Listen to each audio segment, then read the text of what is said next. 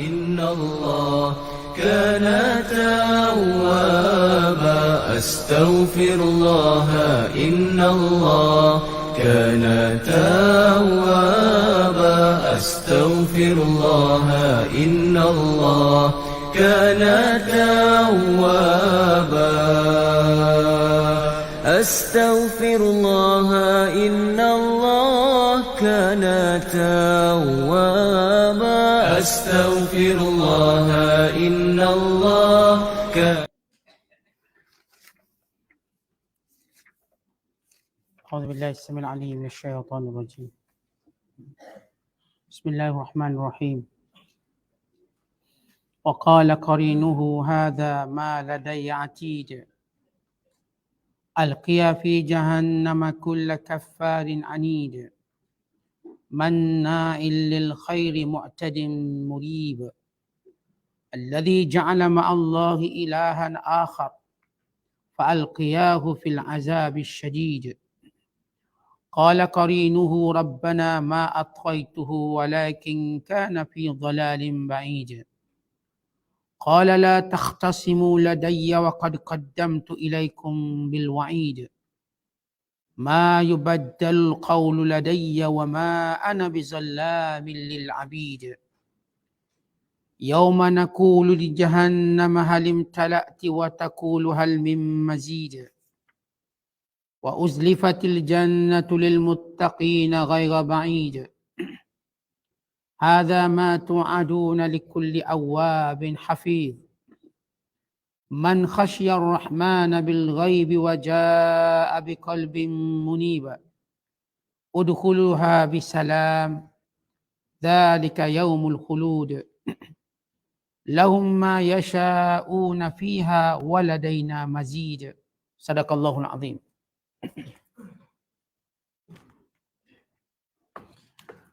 Dan berkatalah malaikat yang sentiasa ada bersama-samanya. Inilah kitab catatan iman dan amal.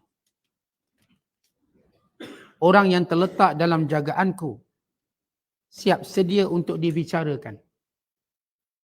Setelah tiap-tiap orang dibicarakan, Allah berfirman kepada kedua malaikat yang menjadi pembawa dan saksi itu, kumbangkanlah oleh kamu berdua ke dalam neraka Jahannam tiap-tiap orang yang tetap degil dalam kekufurannya, yang sangat-sangat menghalangi segala jenis kebajikan, yang melanggar hukum agama, lagi yang meragukan kebenaran, yang menyembah benda yang lain bersama-sama Allah. Maka humbangkanlah oleh kamu berdua akan dia ke dalam azab seksa yang seberat-beratnya. Semasa ia dihumbangkan ke dalam neraka Jahannam, ia mendakwa, oh syaitanlah yang menjadikan dia sesat.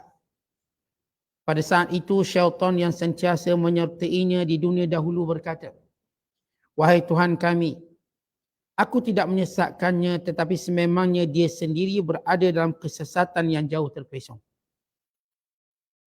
Allah berfirman, janganlah kamu berbalah lagi di hadapanku.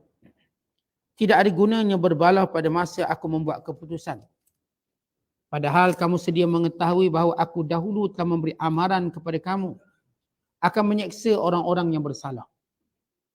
Keputusanku itu tidak dapat diubah atau ditukar ganti. Dan aku tidak sekali-kali berlaku zalim kepada hamba-hambaku. Peringatkanlah manusia akan hari kami bertanya kepada neraka Jahannam, adakah engkau sudah penuh? Ia menjawab, adakah lagi sebarang tambahan? Dan ingatlah pula hari didekatkan syurga bagi orang-orang yang bertakwa di tempat yang tidak jauh dari mereka. Serta dikatakan kepada mereka, inilah yang dijanjikan kepada kamu, kepada tiap-tiap hamba yang sentiasa kembali kepada Allah dengan mengerjakan ibadat, lagi yang sangat memelihara dengan sebaik-baiknya segala hukum dan peraturan Allah, iaitu orang yang takut melanggar perintah Allah, yang maha pemurah semasa tidak dilihat orang dan semasa ia tidak melihat azab Allah, serta ia datang kepada Allah dengan hati yang tunduk taat. Mereka dipersilakan oleh malaikat dengan berkata, masuklah kamu ke dalam syurga dengan selamat sejahtera. Hari ini ialah hari bermulanya kehidupan yang kekal. Mereka beroleh apa yang mereka kehendaki di situ. Dan di sisi kami ada lagi tambahan limpah kurnia yang tidak terlintas di hati mereka. Masih lagi kita berada dalam penafsiran surah Qaf. Surah yang ke-50 pada juzuk yang ke-26. Bermula ayat yang ke-23 sehinggalah ayat yang ke-35.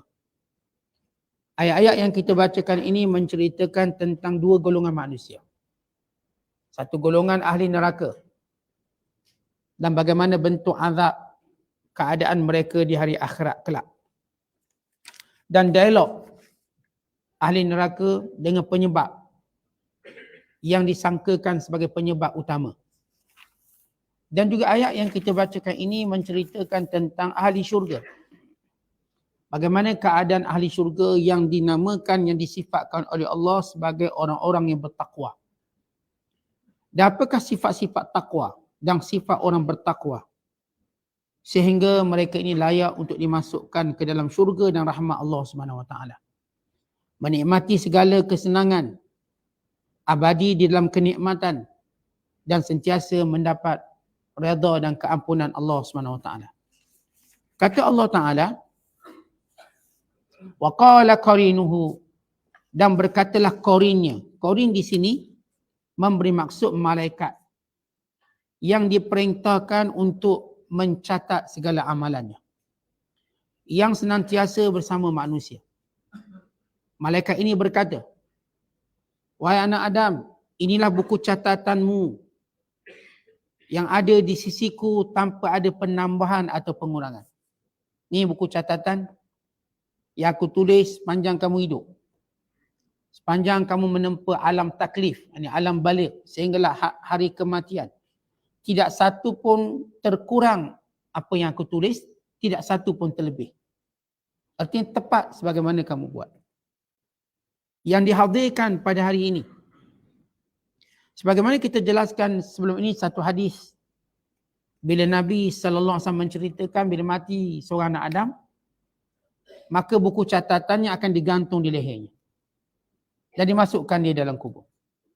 Nanti dia bangkit dengan buku catatannya dan bersamanya dua malaikat. Satu malaikat pengiringnya. Satu lagi malaikat yang akan menjadi saksinya. Maka malaikat yang menjadi saksi ini yang disebut sebagai qarinnya. Istilah qarin ini ada dua makna. Pertama, qarin merujuk kepada syaitan. Kita juga sebut qarin. Sebagaimana firman Allah Ta'ala, nuqayyid lahu syaitana fahuwa lahu qarin. Orang-orang yang lupa menyebut nama Allah, kami akan ikat dia dengan syaitan. Dan dia seburuk-buruk teman kepada dia. Artinya, Allah menamakan syaitan juga qarin. Dalam hadis juga disebut tentang qarin. Iaitu syaitan allazi la yufariqul insan illa ba'da maut. Yang akan terus bersama dengan anak Adam, menggodanya sampailah mati. Dan hadis yang lain diceritakan, bila lahirnya seorang anak Adam, maka anak ini akan pertama dilihat ialah syaitan. Maka dia pun menangis. Semua bayi-bayi yang dilahirkan menangis kerana diganggu oleh syaitan. Mula-mula lahir, nangis. Kalau kita tanya doktor, dia kata itulah normal. Sebab doktor tak tahu perkara gaib. Dia kalau budak tu tak menangis, dia empuk sampai menangis. Sebab baru normal, boleh bernafas. Empuk belakang lah maksud saya, dia ketuk belakang. Sampailah budak ni nangis. Maka kalau nangis dia kira okey jantung dia. Dan hadis disebut menangis ini kerana melihat syaitan. Kerana dia dicocok oleh syaitan. Diusik oleh syaitan. Lahir je syaitan mengusik dia. Maka dia pun terkejut. Kerana yang pertama dilihat syaitannya. Bukan dilihat mak dia. Bukan dilihat ayah dia, syaitan. Kerana syaitan ini akan terus menjadi alasan manusia. Dan penyebab kepada kesesatan manusia. Iaitu manusia lahir pertama tengok dua sekali syaitan. Dan itu mereka nangis. Kalau mereka tengok mak mereka, pasti mereka happy. Tengok ayah ke, pertama syaitan dulu, nangis. Melainkan para Nabi. Allah lindungi mereka. Walaupun para Nabi juga melihat syaitan, tapi syaitan tak lusik. Tak boleh nak cocok-cocok, tak boleh. Allah melindunginya. Maka itu beza pada Nabi SAW dengan kita biasa. Maka qarin ini disebut juga sebagai syaitan. Tapi dalam ayat ini, Jumhur mufassirin menyatakan qarin di sini ialah, kerana qarin dari sudut makna literally ialah pendamping. Yang ikut rapat. Kita dah baca ayat sebelum ini, bagaimana Allah Ta'ala ceritakan manusia yang akan dibawa ke muka pengadilan, yang akan diheret di hadapan Allah Subhanahu Wa Ta'ala. Sebagaimana firman-Nya, bila Allah menyatakan, وَجَاءَتْ كُلُّ نَفْسٍ مَعَهَا سَائِقٌ وَشَهِيدٌ. Maka pada hari mahsyar akan datang setiap jiwa yang diiringi oleh satu malaikat yang mengheretnya, satu malaikat yang menjadi saksi padanya dan amalannya. Maka qarin di sini kata jumhur mufassirin ialah malaikat yang mencatat amalan dia. Bawa sekali buku tu, report dia, dengan berkata haza ma ladayya atid. Inilah di tanganku segala catatan yang telah kamu lakukan. Maka dengan catatan tadi, Allah dengan sifat adilnya membicarakan hamba-Nya. Disebut dalam hadis-hadis yang banyak. Quran menyebut secara umum. Hadis menafsirkannya. Maka seorang itu dibuka buku catatannya sejauh mata memandang. Setiap orang mempunyai 99 buku catatan. Yang setiap catatannya sejauh mata memandang. Dibuka sekali, sejauh mata memandang, dan dicatat. Apa yang dilakukan, sekian. Dan kita dah sebut dalam penafsiran kita lepas, semalam, malaikat catat kebaikan dan malaikat catat kejahatan. Atau disebut oleh sebahagian ulama raqib dan atid. Dan malaikat pencatat kebaikan itu ketua dia. Bila seorang anak Adam melakukan kebaikan, ditulis segera. Tapi bila anak Adam melakukan kejahatan, malaikat pencatat amalan yang baik berkata kepada malaikat yang mencatat amalan yang jahat, nanti dulu. Beri tempoh sehingga 7 jam atau 7 masa. Barangkali dia akan istighfar atau dia akan bertasbih. Dengan bahasa lain, dia mungkin buat baik. Maka terhapus kejahatan. Disebut dalam hadis yang lain yang dikeluarkan oleh Imam Tirmizi, Nabi bersabda, wa atbi'is sayyi'atal hasanata tamhuha, dan ikuti setiap kejahatan dengan kebaikan, mudah-mudahan dia menghapuskannya. Jadi kalau orang tu buat jahat, dia cepat-cepat ikut benda baik. Dia duk tengking-tengking orang, dia pun sedekah lepas pada orang tu. Maka dia dah merawat dosa dia. Dia duk tipu-tipu orang misalnya, tiba-tiba dibalas balik dengan cara-cara lain. Maka dia sudah membersihkan kejahatan dia yang dilakukan. Jadi memang kita katakan Nabi SAW menggesa kita. Hidup ini jangan terhenti dengan kejahatan. Biar terhenti dengan kebaikan. Antara hikmahnya, supaya dia dapat memadamkan kejahatan tersebut. Yang kedua, supaya pandangan kasih sayang Allah mendahului pandangan murkanya. Yang ketiga, kerana bertepatan dengan hadis Nabi, tanda Allah sayang, Allah akan jadikan sebelum matinya dia buat baik. Kemudian Allah matikan. Dekat nak mati tu terasa nak ambil Quran baca sikit, mati masa tu. Maka itu tanda Allah sayang. Padahal selama ni jadi lok-lak juga. Pinjam bahasa Kedah. Dah habis dah, pinjam. Kalau selama ni memang degil juga misalnya, tapi dekat-dekat nak mati, dia pegang zikir, tasbih, mati. Itu tanda baik. Itu yang kita sebut husnul khatimah. Dan ini disebut dalam hadis Nabi SAW, innamal ibratu bil khawatim. Nilai seseorang manusia dengan penyudahan dia bagaimana. Kita tak tahu sudah kita. Supaya kita tak berbangga. Yang kita mula sekarang dengan baik, Alhamdulillah. Tapi bukan untuk bangga. Alhamdulillah ya, syukur. Dan bila kita lihat orang sebaliknya, kita taklah kata dengan kepada mereka dengan kuatan yang buruk. Melainkan doa. Atau dengan teguran dan nasihat. Sebab kesudahan manusia dengan penyudahan dia. Jadi itu yang kita sebut tentang bila seorang tu buat jahat, malaikat pencatat kejahatan tak terus tulis. Melainkan lepas dah tak buat baik juga, tak taubat juga, maka ditulis. Lalu sijil dipanggil. Buku catatan ini disebut dalam bahasa sijil. Kita orang Melayu panggil sijil. Sijil lah, kita dah graduate sijil. Arab panggil sijil. Disabdukan di belakang sijil. Atau sijillat. Sijillat, sijil-sijil. Maksudnya catatan-catatan. Maka sijil ini dibentangkan, ditulis. Maka Allah bertanya kepadanya, apakah hamba-Ku menzalimimu? Ada tak benda tak catat? Kebaikan tak catat? Jawabnya tidak. Apakah hamba-Ku mencatat suatu benda yang kamu tak buat, yang buruk tapi dicatat buat? Lalu kata hamba, tidak ya Allah. Betul, buku ni betul. Tak ada kurang, tak ada lebih. Betul. Untuk menunjukkan sifat adil Allah. Walau Allah Ta'ala berkuasa dan mengetahui semuanya. Tetapi Allah Ta'ala jadikan malaikat sebagai satu contoh. Kita, kalaupun kita rasa hebat, kita perlu berlaku adil dengan proses dia. Adil ini bukan dakwaan mulut, saya adil. Prosesnya mana? Proses. Kalau orang salah, kita tak kata saya dah tengok dia buat jahat, dia salah, saya sumbang dan berjaga. Bukan. Prosesnya ialah bicara. Dia berhak untuk membela dirinya. Menunjukkan ruang-ruang keuzuran dia. Walaupun kita dalam bahasa mudah, saya dah tengok dia saat dia buat salah, saya lempang terus misalnya. Atau kita pukul tu, dalam Islam tidak begitu. Setiap orang perlu menikmati proses keadilan. Walau kita tengok dia mencuri, ni 20 orang tengok dia mencuri. Kita tak boleh tupak potong tangan dia. Dia berhak mendapat proses pengadilan. Ditanya sebab mencuri, kenapa dan sebagainya. Kita nampak depan mata dia bunuh orang. Kita terus bunuh dia. Tak, dia berhak dapat proses keadilan. Allah yang Maha Kuasa. Allah tetap memberikan pada manusia proses keadilan. Malaikat yang mencatat. Ditanya pula. Walau tak boleh tanya dah. Tapi tanya. Apakah malaikatku menzalimimu? Apakah ada kebaikan yang tak dicatat? Apakah ada kejahatan yang dia catat walau kamu tak buat? Walau malaikat ini orang yang terpercaya. Pun atas asas keadilan, boleh dipersoalkan atas asas keadilan. Maka Allah nak tunjuk tentang sifat adil untuk manusia belajar. Kemudian Allah Ta'ala menceritakan selepas dihisap segala amalannya, Alqiya wahai malaikatku yang mengiring dan yang menghereknya, yang menjadi saksinya. Alqiya, ambil dia, campur segera fi jahannam, dalam neraka jahannam. Malaikat ini bukan sekadar iring, yang natijah terakhir dia akan ambil orang ni campur dalam neraka. Sebab ternyata sesudah bicara dia salah. Maka Allah Ta'ala menyebut, sesudah Allah mengatakan Alqiya fi jahannam, campurkan dia dalam neraka jahannam. Kulla kaffarin anid. Maka Allah menyebut alasan. Kerana Allah berhak hukum tanpa alasan. Tapi Allah yang Maha Adil, setiap benda Allah buat, Allah beri alasan untuk manusia. Supaya mereka nampak diri mereka.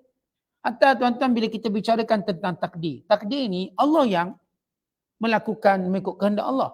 Namun Allah jadikan dia ada alasan dia. Sebab apa kita jatuh pagi tadi? Jalan tak tengok bawah. Kita akan nampak diri kita. Kenapa awak ni bisnes jatuh? Ya, itu takdir Allah. Tapi Allah akan jadikan satu sebab. Supaya manusia melihat dirinya. Walaupun saya katakan Allah tu maha berkuasa, dia boleh buat apa dia nak. Fa'alul lima yurid. Namun Allah jadikan ia satu sebab untuk manusia melihat kecuaian dia. Ya, kita terimalah takdir, tapi sebab kecuaian kita mesti ada. Contoh kalau kita accident. Betul, itu takdir Allah. Sebab kecuaian. Kita bayang, oh lupa, tak baca doa.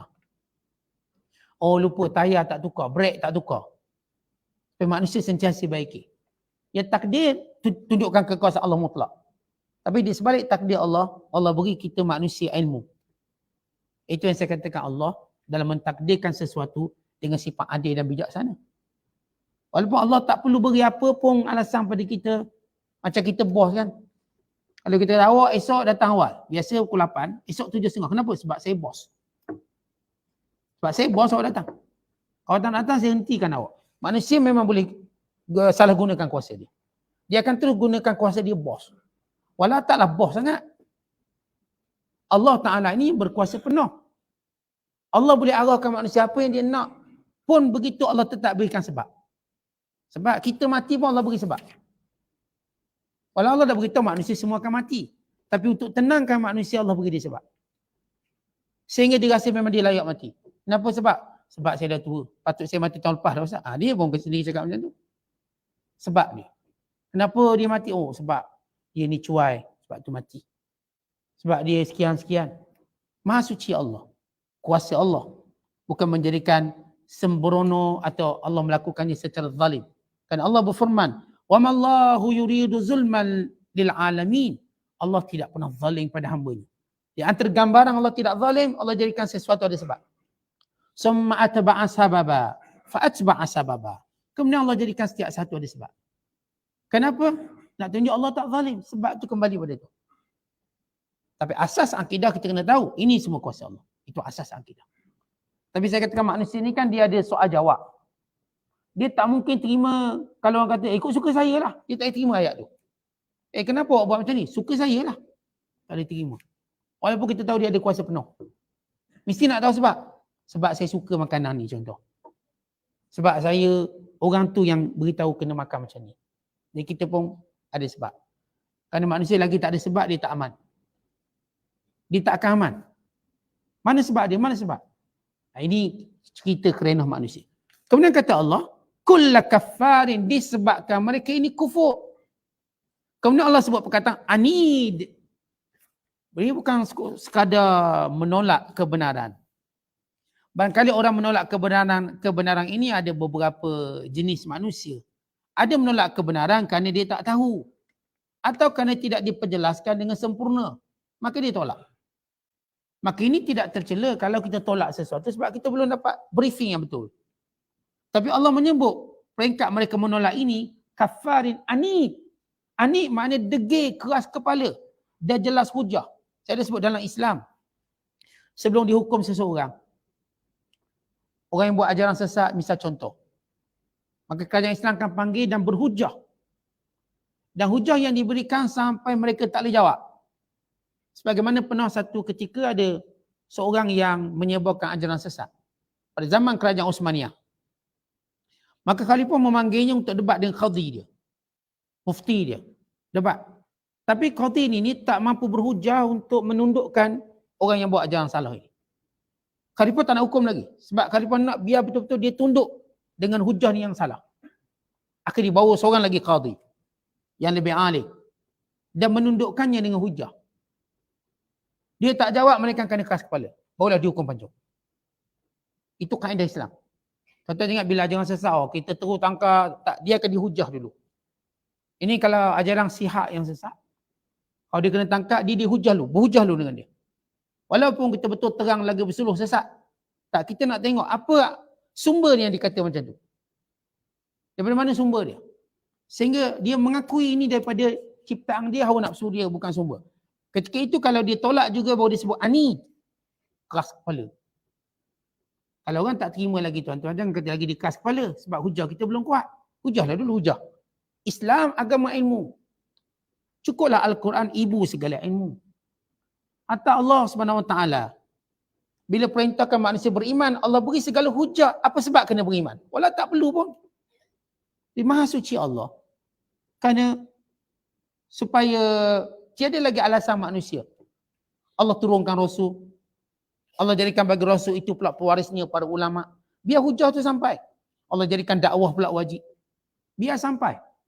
Kerana itu dalam Islam ada satu kelompok namanya golongan yang tidak mukallaf. Atau kita sebut juga golongan fatrah. Yang tak sampai dakwah. Maka orang ini tidak akan dihukum yang tak sampai dakwah. Atau ada orang asli tak pernah ada orang masuk berdakwah padanya, maka dia diampunkan. Kerana Allah tak akan mengazab mana-mana kaum, mana-mana kumpulan kalau belum mendapat amaran.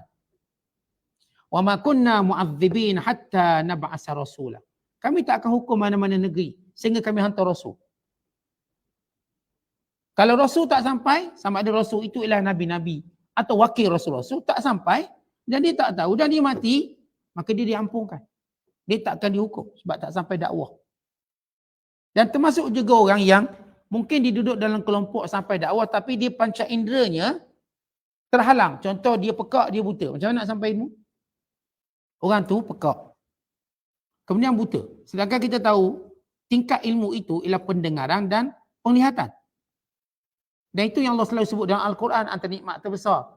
Pendengaran, penglihatan. Sebab itu punca ilmu. Ibu pekak, tak boleh dengar. Kemudian buta, tak boleh tengok. Macam mana dapat ilmu? Macam mana dapat ilmu? Katakan ada orang ni lahir dalam keadaan pekak dan buta. Maka kalau dia tak sembahyang, tak puasa, dia tak salah apa-apa. Kerana ini disebut tidak mukallaf. Dia membesar macam orang lain. Mungkin hidup macam orang lain. Tapi dia dihalang penglihatan dan pendengaran. Ini Maha Suci Allah keadilannya. Allah sebut. Kenapa orang ni masuk neraka. Kemudian kata Allah. Manna'in lil khair. Dek mereka suka menghalang kebaikan. Menghalang kebaikan. Zakat tak nak keluar. Sedekah tak nak keluar. Ini maksud manna'. Manna' ni bukan sekadar dia tak nak buat. Dia halang orang lain pula. Silaturahim tak nak sambung. Dia halang pula orang lain sambung silaturahim. Ini semua manna'. Manna'in lil khair. Penghalang kepada kebaikan. Sedekahnya. Zakatnya. Silaturahimnya. Bukan menghalang kaum kerabatnya mendapat hidayah dan Islam. Dia tak pergi kuliah tu hal dia lah. Dia halang pula orang pergi kuliah. Tu mana. Dia tak masuk Islam tu hal dia lah. Dia halang pula orang masuk Islam. Itu mana. Penghalang. Maka kata Allah Ta'ala golongan ini dimasukkan neraka kerana manna'il lil khair. Penghalang kebaikan. Mu'tadin. Mu'tadin artinya melampau. Melampau dengan kata-kata, melampau dengan perbuatan. Melampau mereka dengan membelanjakan harta bagi menghalang jalan Allah Subhanahu Wa Taala. Ini melampau mu'tadin. Kemudian Allah Taala menyebut antara sifatnya lagi ialah murib. Apa maksud murib? Yang ragu-ragu. Dengan kebenaran ragu-ragu, dah beri hujah, ragu-ragu lagi. Apa benda lagi? Poinnya tak ada. Disebut dalam hadis Nabi SAW. Di mana kita cerita tadi, dua malaikat pengiringnya akan lambung dia, humbang di dalam neraka Jahannam. Maka disebut sebab-sebab kenapa dimasukkan dalam neraka. Diriwayatkan dalam hadis yang dikeluarkan oleh Imam Ahmad daripada Abu Sa'id Al-Khudri radhiyallahu taala anhu. Nabi sallallahu alaihi wasallam bersabda, "Yakhruju unuqum minan nar, yatakallamu yaqul, ukiltu al-yawma bisalasatin, bikulli jabbarin anid, wa man ja'ala ma'allahi ilahan akhar, wa man qatala nafsan bighairi nafsin, fatantawi alaihim, fatukdzafahum fi ghamarati jahannam." Maksudnya, neraka akan mengeluarkan lehernya. Itu gambaran neraka ni tak sabar-sabar nak tangkap tiga golongan manusia. Neraka akan mengeluarkan lehernya sambil berkata dan bercakap, "Aku diperintahkan oleh Allah untuk membakar tiga golongan manusia." Ini golongan ni tak sabar-sabar neraka nak bakar dia. Dia jahat dia. Yang pertama, bikulli jabbarin anid. Setiap yang sombong lagi keras kepala. Jabbar. Yang kedua, waman ja'ala ma'allahi ilahan akhar. Orang yang menyekutukan Allah dengan Tuhan yang lain. Yang kafir. Yang ketiga, waman qatala nafsan bighairi nafs. Yang membunuh orang tanpa sebab. Artinya neraka ni dia akan bakar orang kafir. Kemudian dia akan bakar orang sombong. Kemudian dia akan bakar orang yang buat dosa. Dan dosa terbesar ialah dosa. Kadang-kadang dosa terbesar dengan manusia membunuh orang tanpa sebab. Sebab itu kata Nabi SAW, seseorang berada dalam keselamatan agama selagi mana dia tak bunuh orang. Kalau bunuh orang, ceritanya lain. Sebab itu Rasulullah berpesan pada kita, kun abdan maktulan wala takun abdan qatila. Jadilah hamba yang dibunuh, jangan jadi hamba yang membunuh. Kerana bila seorang membunuh orang Islam, khususnya, maka dia tak punya jawapan di hadapan Allah. Tak ada jawapan. Itu kata Rasulullah SAW, seorang itu berada dalam kelapangan agama, malam yusib daman, selagi mana dia tak bunuh orang. Supaya tuan-tuan kita ingat, border kita. Kadang kita gaduh orang, tapi bunuh tu jangan. Kadang kita gaduh orang, tekak dengan orang, tengking orang, mungkin pukul orang, tapi jangan membunuh. Pukul sikit-sikit sudahlah, jangan sampai mati. Mati cerita dia lain. Ini bukan sekadar undang-undang dunia, ini cerita akhirat. Agama kita jadi tak selamat bila melibatkan nyawa orang. Sebab nyawa ni benda paling mahal. Sehingga kata Nabi SAW, runtuh Kaabah lebih ringan berbanding matinya seorang tanpa dosa. Dia bunuh seorang. Baik runtuh Kaabah boleh bina balik. Runtuh Kaabah bina balik. Orang kalau mati nak qada macam mana nyawa dia tu. Kadang-kadang kita bergaduh adik-beradik. Dia sampai peringkat kemuncak pakai fikir nak bunuh. Di benda tu jangan ada dalam otak kita orang beriman. Sesama orang Islam. Seperti ada seorang sahabat.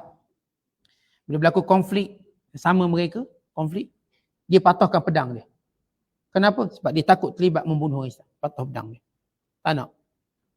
InsyaAllah kalau kita lah untuk jaga agama, kalau bergaduh sama Islam, tak payahlah pegang kayu kat tangan. Pegang tangan je lah. Tak payahlah pegang pisau, pegang parang. Main adik-beradik contohlah. Dia kadang-kadang gaduh ni tak elok. Cuma boleh minimumkan dia. Kerana bila dia membabitkan nyawa, ceritanya besar. Ceritanya agak sukar untuk dia pertahankan agamanya di hadapan Allah akhirat kelak. Kemudian kata Nabi SAW tentang, dalam hadis lain disebut, bahawa dalam neraka, nanti neraka akan mengeluarkan suara, jeritan. Untuk memanggil beberapa jenis manusia. Juga tiga. Yang pertama, yang sombong lagi degil. Yang kedua, yang menyekutukan Allah. Dan yang keempat, orang-orang yang membina patung. Musawwirin. Yang bina patung. Kita tahu dalam Islam, Hukum bina patung ni haram. Dia bukan hukum yang ambil gambar fotografer, bukan. Yang buat bina patung. Sama ada bina patung pakai batu ke, pakai kayu ke, pakai liling ke. Saya sebut patung-patung liling. Kadang-kadang kita pergi tempat tertentu, dia buat patung liling, tokoh-tokoh, selebriti, sekian-sekian. Ini disebut dalam hadis yang banyak. Tentang Allah melaknat orang-orang yang membina patung. Dan kita tahu dalam Islam, ini perkara yang disepakati ulama. Supaya kita pun tak simpan patung kat rumah kita. Melainkan dikecualikan patung-patung mainan anak-anak kita. Tapi dengan syarat lah anak-anak tu kecil lagi, anak dah bapak besar. Simpan lagi ni teddy bear. Simpan lagi. Besar dah ni. Anak ni dah kahwin dah. Ada teddy bear simpan, tak boleh dah. Tu kena beri ke budak-budak. Ambil beri ke budak-budak. Bukan lagi waktu kita main. Tak boleh kita kata ustaz ni kenangan masa kecil ustaz simpan lagi. Tak boleh simpan dah. Tu malaikat dah tak masuk sebab tak ada keperluan budak main. Memanglah dia patung budak, tapi budaknya tak ada. Dia pertama patung-patung budak, yang kedua memang ada budak main. Ada ustaz cucu-cucu balik, tu tak apalah cucu balik. Tapi jangan yang dah besar tu berlagut jadi cucu pula main. Itu yang tak boleh. Patung-patung seumpama ini. Kemudian Allah Ta'ala sebut, sebab menceritakan kesemuanya ahli neraka.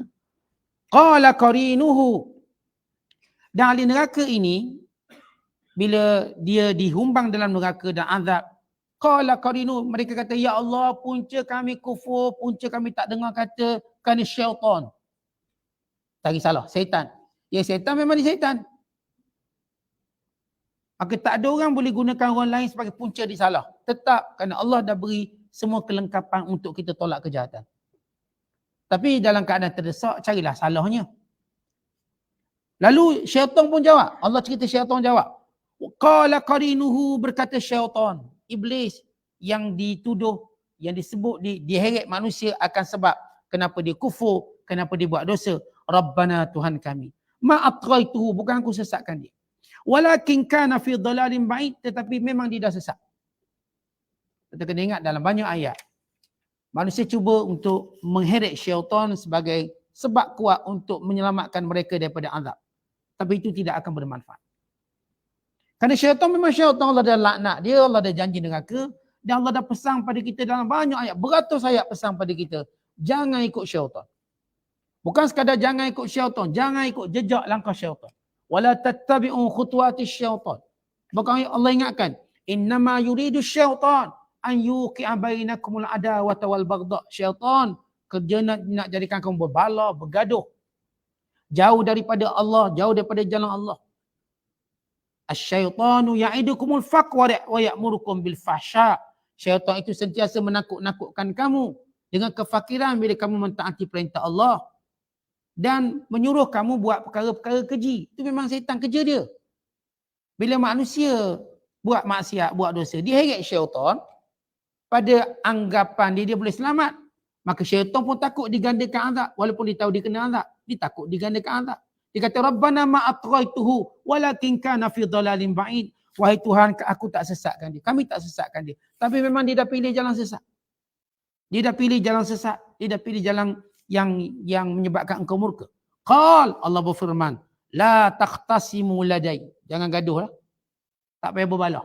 Tak payah menyalahkan. Wa qad qaddamtu ilaikum bil wa'id. Semua kamu, baik syaitan, baik manusia, aku dah beri amaran awal-awal lagi. Qaddamtu ilaikum bil wa'id. Aku dah beri amaran. Siang-siang lagi syaitan aku dah beri amaran. Kamu manusia pun aku dah bagi amaran. Ma yubaddalul qawlu dadai. Dan tidak akan berubah lagi keputusanku. Kalau aku kata masuk neraka, masuk neraka. Tak akan berubah. Wa ma ana bizallami lil abid. Dan aku tidak pernah menzalimi hamba aku. Allah tak pernah zalim hamba. Sebab itu kita sebut dalam kaedah mudah dan kefahaman kita ahli sunnah. Bila Allah mengazab seorang hamba dengan keadilannya. Bila Allah melepaskannya dengan kurniaannya.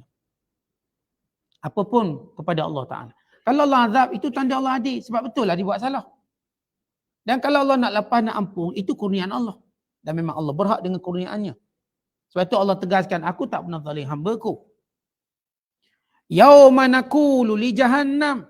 Pada hari kami berkata kepada neraka jahannam, halim talati, wahai neraka jahannam, apakah kamu sudah penuh? Dan kadang Allah Maha tahu. Wa taqulu hal mim mazid. Neraka ini berkata, wahai Allah, ada tambahan lagi. Ini menunjukkan luasnya neraka. Dan ini sebenarnya dah jawab lama dah. Kata-kata orang yang cuba mempersendakan. Yang berkata nanti neraka penuh, tak muat aku keluar. Ini geng-geng yang tak mengaji ni. Dia kata tak apa, aku tak masuk neraka sebab neraka penuh dah. Bila penuh, reject keluar. Dah tak masuk. Nampak macam cerdik. Rupanya bingai juga. Allah dah sebut di sini. Pada hari kami berkata pada neraka, halim talak tidak penuh. Hal min mazid. Neraka kata ada lagi tak? Ada lagi tak? Berarti neraka bersedia untuk membakar. Siapa saja yang mengingkari perintah Allah. Tidak pernah penuh. Luas neraka. Dan neraka ini sentiasa lapar. Untuk memakan, untuk mengazab orang-orang yang derhaka pada Allah. Jadi janganlah kita duk kata, oh nanti neraka penuh. Atau kita kata nanti semua masuk syurga penuh. Kena ada juga buat jahat. Siapa nak masuk neraka? Oh sedap dia. Geng-geng cakap sedap belaka, sedap ikut keluar mulut. Ini belum kena pelampang ni. Kena pelampang boleh tahu sedap tak sedap. Itu belum cerita malaikat maut lempang dia. Yang cakap sedap ni, yang kata neraka penuh lah, syurga penuh lah, sebab tu saya buat jahat. Nanti syurga, payah pula ustaz nak masuk penuh. Jadi saya buat jahat, boleh saya masuk neraka. Yang ni pula kata neraka pula penuh, kita pun kena reject juga. Tuan-tuan, Allah Ta'ala. Ni golongan yang mempersendakan, jawapannya sudah tersedia, sudah lama dah. Jangan anggap kita orang pertama reka ayat tu. Ni ayat ni telah dimainkan oleh orang-orang yang tidak kenal Allah. Kalau kita kenal Allah, maka kita akan tahu tak ada seorang pun terlepas. Baik daripada rahmat Allah atau dari azab. Bagi orang yang putus asa, dia kena tahu rahmat Allah tu luas sangat. Tidak ada orang boleh membatasi rahmat Allah pada fulan bin fulan. Allah boleh beri rahmat Allah pada siapa dia kehendaki. Sama ada dalam kelompok kita atau kelompok orang lain, itu urusan Allah. Allah boleh bagi rahmat. Tak ada seorang pun kata, oh kelompok saya je Allah bagi rahmat, kelompok awak tak. Tidak boleh. Kerana rahmat Allah sifatnya luas. Kadang-kadang kita tengok orang tu jahat, macam dah tak boleh taubat ni. Tapi Allah nak bagi dia rahmat, Allah berhak. Kerana luas rahmat Allah. Jadi kita manusia tak boleh membatasi rahmat Allah. Sebab itu bila ada seorang hamba berdoa, ya Allah rahmatilah aku dan rahmatilah Nabi Muhammad. Lalu kata Nabi SAW, kenapa kamu menyempitkan rahmat Allah? Kamu nak suruh rahmat kamu ngaku je. Semua. Rahmat Allah pada seluruh hambanya. Yang salah kalau kita doa, ya Allah rahmati kita je. Orang yang tak payah. Kerana rahmat Allah bukan macam kita fikirkan. Terhad, terbatas. Sebab kita dalam berdoa ada emosi kita. Kalau kita tak suka orang ni, Tuhan tak rahmatlah dia. Emosi. Tapi kena ingat, realiti hakikat Allah. Pengampunan dia. Sebab tu ada seorang hamba. Dia baik. Dia berurusan dengan orang jahat. Dia tak marah ke orang jahat. Dia kata apa? La yaghfirullahu laka. Allah tak akan ampunkan kamu. Sebab dia rasa jahat sangat ni. Lalu Allah berfirman, man dzalladzi yata'ala alayya alla aghfira li fulan. Siapa ni yang berani membatasi rahmatku? Kononnya aku tak akan ampun fulan bin fulan. Bukan aku ampunkan dia dan aku batalkan amalan kamu. Kita kan kadang-kadang rasa baik baik. Memang baiklah kita semayang, rajin, semua bagus. Bila kita tengok orang jenis tak berapa. Mayang payah, mulut pun jahat. Kita pun mula menganggap, oh ni ahli neraka dah tu. Jangan. Atau kita kata Tuhan tak ampun dosa dia sebab jahat sangat Ustaz. Bukan selipar kita dicuri, selipar ustaz, selipar Tok Imam teruk ni. Ni kategori teruk, tak reti beza langsung. Ni semua tempat kita bayang dengan jangkaan kita, dengan emosi kita. Lalu kita kadang-kadang terlampau melampaui sempadan Tuhan. Dia kata Tuhan tak ampun dia. Tak ampun urusan Allah, bukan urusan kita. Tuhan tak ampun. Lalu Allah berfirman, siapa berani kata aku tak ampun ni? Aku ampun dia. Dan aku batalkan amalan kamu. Kita tuan-tuan dah bagus buat amalan dan ingat Allah tak boleh batalkan amalan kita. Allah pun boleh batalkan amalan. Supaya kita tahu kekuasaan Allah Ta'ala. Supaya kita sentiasa tunduk, rendah diri, berdoa pada Allah. Lepas tu saya katakan bila kita tengok orang buruk, orang teruk, kita bukan benci dia, kita nasihat dia. Benci kita pada amalan dia, bukan pada diri dia. Dan kita tetap menutup. Setiap kali kita mendengar kematian orang beriman, moga-moga Allah ampunkan dia. Itu cara kita interaksi dengan hamba Allah. Siapa pun walaupun saya katakan kita tak sependapat dengan dia dan sebagainya, dengar dia mati, moga Allah ampunkan dia. Allah rahmat. Sebab kita tahu rahmat Allah tu luas. Dia tak terbatas pada satu kelompok, satu golongan. Ini kena faham dari sudut bagaimana sifat rahmat Allah Ta'ala pada hambanya. Wallahu a'lam bishawab. Assalamualaikum.